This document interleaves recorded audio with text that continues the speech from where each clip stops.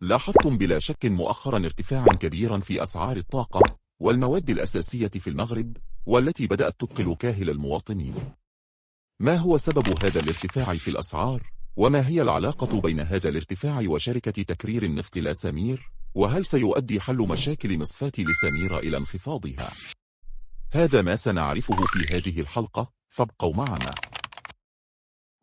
نبغي نقول للاخوان اللي جبدوا الموضوع ديال لاسامير، حنا ما غلطناش ملي خدينا هذا الموقف ديال لاسامير، ولكن حنا كدوله غلطنا غلطه اخرى هي الكبيره، هي النهار اللي خوصنا لاسامير، وخصوصا ما كانش خصنا نخوصوها ونعطيوها الانسان اجنبي. وقفوا لاسامير كيف كيقولوا الناس بانكو التليفون، نبيعوها لهذاك السيد، وهذاك السيد اللي باعوها له النهار الاول ما خلصناش، تسلف من الابناك المغربيه ما اداش كل ما كان عليه. وهذا هو اللي كيحيلنا بانه الشروط ديال التنافس الحقيقي ما كايناش في المغرب، وعلى انه يدفع في القانون ديال التحرير ديال القطاع دفع بالمغاربه الى جهنم. كان هذا خطا، خصنا نتعلموا ونقولوا الاخطاء ديالنا، ماشي مشكل، راه الاخطاء راه كل البشر خطائين، يمكن خطاؤنا بمعنى الذنوب والمعاصي وخطاؤنا بمعنى الاخطاء لا زرار.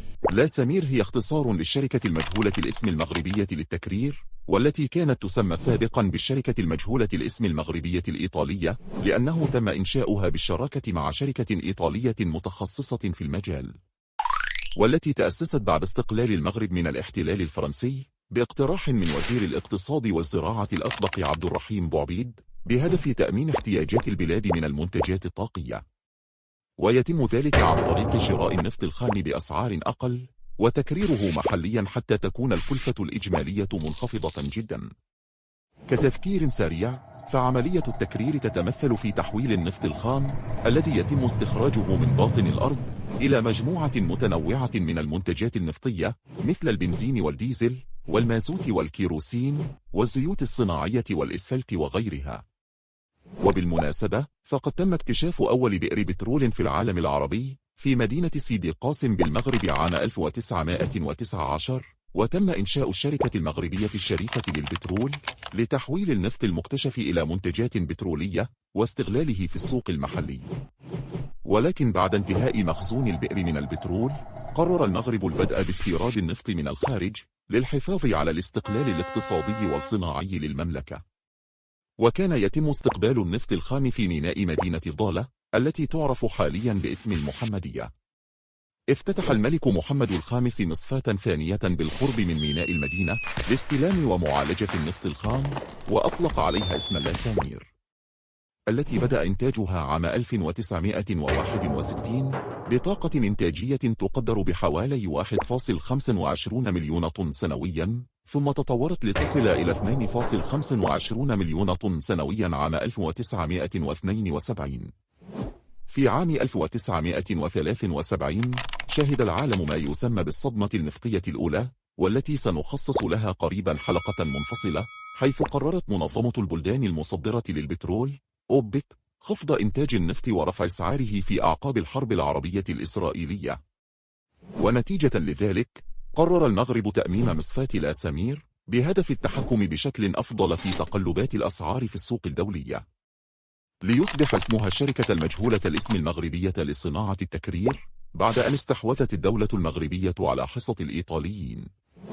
شهدت الشركة أيام مجدها طيلة عقود، كانت خلالها تحت مراقبة الدولة بقيادة أطر مغربية، وكانت تعتبر من بين أنجح المؤسسات العامة، حيث بلغ صافي الدخل السنوي نحو 600 مليون درهم.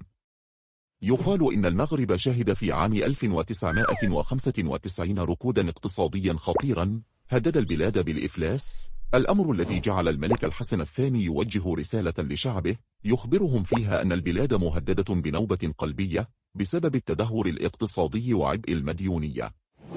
وبعد عدة أشهر، قرر بناء على توصيات البنك الدولي خصخصة المؤسسات العامة لتخفيف العبء على الدولة.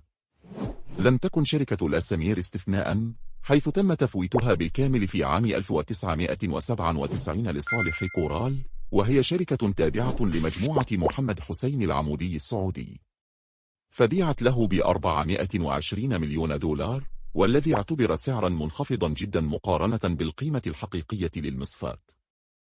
فظلت تلك الصفقة لغزا حير الاقتصاديين والخبراء قبل أن تنكشف تفاصيله في سنة 2001، حينما تم تعيين عبد الرحمن السعيدي مديرا عاما للشركة، وهو الذي كان قد قاد مفاوضات البيع مع الملياردير السعودي، وكان في ذلك الوقت وزيرا للخوصصة.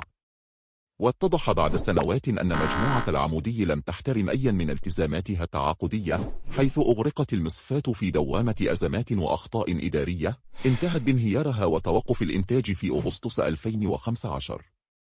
فيذكر مثلا أن فرط استغلال المالك الجديد لوحدات المصفاة وتقاعسه عن صيانتها أدى في عام 2001 إلى اندلاع حريق داخل المصفاة وتوقف الإنتاج لعدة أشهر. وبلغت ديونه قرابة 45 مليار درهم، ما جعلها تدخل للمسطرة القضائية للمحكمة التجارية التي قررت تصفيتها بسبب تراكم الديون المستحقة للدولة والبنوك، مما جعل من الصعب على الشركة الاستمرار. كيف يؤثر إذن إغلاق المصفاة على ارتفاع الأسعار في المغرب؟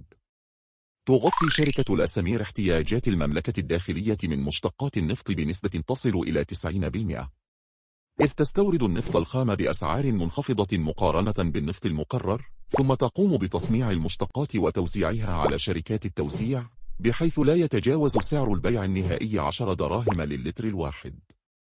إذا تجاوز الثمن النهائي هذا المبلغ، يتدخل صندوق المقاصة لدعم الفارق.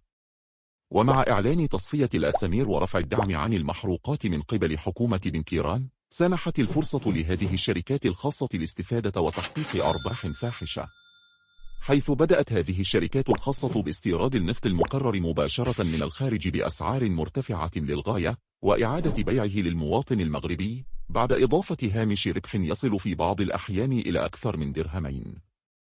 تبين على سبيل المثال أن أرباح شركة إفريقيا التي يملكها رئيس الحكومة الحالي عزيز أخنوش في 2018 تجاوزت 17 مليار درهم، وهو ما يعتبر ربحا غير أخلاقي. أما بسبب استخدام المحروقات في جميع مجالات الحياة مثل الزراعة والنقل والتخزين، يؤدي ذلك إلى ارتفاع كبير في أسعار جميع المواد الأساسية الأخرى. فما العمل إذن؟ أثبتت جائحة كوفيد-19 للدولة في ظل إغلاق الموانئ والمطارات وتوقف الحركة التجارية أن السبيل الوحيد للحفاظ على الاستقرار الاقتصادي والأمن الطاقي للدولة هو إعادة تشغيل المصفاة. ولأن المالك الفعلي للشركة لم يستطع تسديد الديون التي عليه، اتجهت الدولة إلى عرض الشركة بكل معداتها للبيع في أوجه المستثمرين، وتوصلت إلى حدود هذا التاريخ ب15 عرضا تتراوح قيمتهم ما بين 1.8 و 2.8 مليار دولار. وجاءت العروض من عدة بلدان، وهي السعودية والإمارات والهند وبريطانيا وفرنسا وإسبانيا، إضافة إلى الولايات المتحدة الأمريكية. تم تحديد تاريخ فتح الأظرفة لطلبات العروض الخاصة بشركة الأسامير، وإعلان الفائز بالصفقة في شهر مايو من هذا العام. وجدير بالذكر أن إرجاع المصفاة للعمل بقدرتها التخزينية الحالية ستمكن فقط من توفير 67% من حاجيات الدولة، ويجب عليها الاستمرار في البحث عن حلول من أجل توفير أمن طاقي كلي يلبي احتياجات الشعب ويمكن من توفير مخزون محترم لمواجهة تقلبات السوق النفطية. من وجهة نظرك، ما هي الدولة الأنسب للفوز بصفقة بيع الشركة المغربية؟ نرجو مشاركتنا برأيك في التعليقات.